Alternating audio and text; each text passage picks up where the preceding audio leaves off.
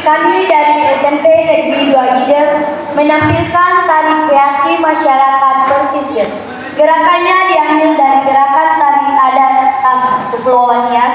Tari ini merupakan tari kreasi yang menggambarkan kehidupan masyarakat pesisir yang memiliki sebagian kegiatan untuk bertahan hidup. Kegiatan ini seperti dalam bidang perikanan dan perkebunan.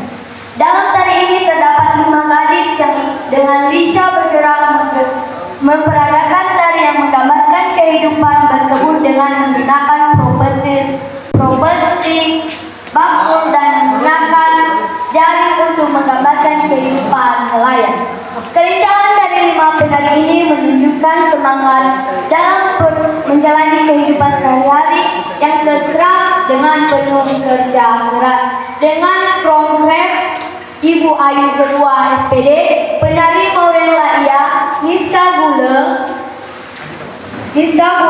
Cindi Jamasi, Luci Jandono, dan Erwin Laia.